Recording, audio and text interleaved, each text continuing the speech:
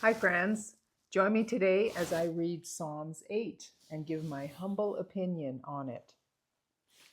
O Lord, our Lord, how majestic is your name in all the earth. You have set your glory above the heavens. Out of the mouth of babies and infants, you have established strength because of your foes, to still the enemy and the avenger.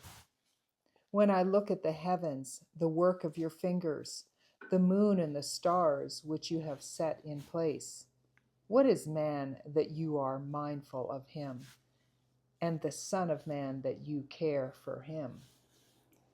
Yet you have made him a little lower than the heavenly beings, and crowned him with glory and honor. You have given him domain over the works of your hands.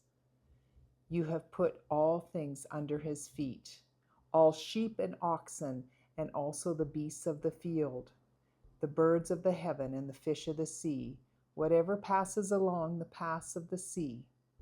O Lord, our Lord, how majestic in your name in all the earth. So, this is a Psalm of David, as I found out last time, because I did think all the Psalms were written by David, and that is not true. About 70 Psalms are written by David, and actually one Psalm is written by Moses, I learned, Psalm 90, so I'll look forward to reading that when the time comes.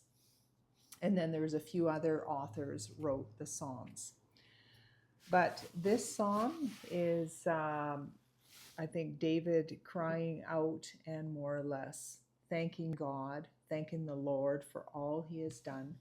And I think it's really important to be grateful and to make that our focus. And something I've been thinking about quite often is I've listened to Elizabeth Elliot quite a bit, and if you haven't heard of her, you should. She's passed away now, but she has an amazing testimony and amazing stories of her life. And one of the things she talked about, she worked with a lot of Aboriginals and lived with them, teaching them the Bible. And she talks about this one group of women that she was with, and they were trudging through the forest carrying very heavy containers on their head filled with water, I believe. I'm pretty sure it was water, and which makes it even more heavy and awkward to move if you've ever carried water around. And they would trudge through this area, and after a long while they would set the big containers off their head and set them down. And she said, they never complained. And that really got me, because I thought, I'm a complainer at times, I'm sorry to say, and I'm trying to be more aware of it. But we do live in a complaining society in North America, I would say, maybe worldwide, but definitely I'm used to hearing quite a bit of complaining.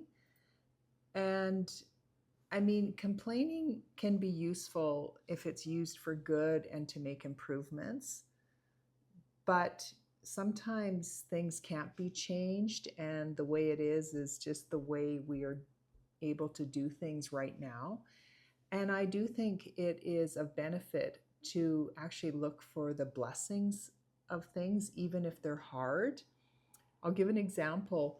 One time I worked at a golf course when I was in my 20s, and it was before the golf course was built, and they gave us 5-gallon buckets to go out in the field and pick rocks and bring these buckets back and dump them in a pile.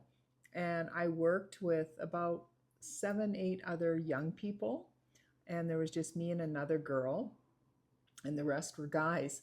And it was hot and dry and dirty, but I remember thinking, well, I'll just think of it like going to the gym, lifting weights. So I actually took it as a kind of a game, to see how much I could do. And what I did notice is the guys did actually complain a lot that, what the heck are we doing this? Why do we have to do this? And I'm not saying that I've always taken the high road on things, but I do know I do try to think of how can I make the best of a bad situation, because that is life. A lot of bad situations, but how can we make the best of it? So, with that reading, blessings, my friend.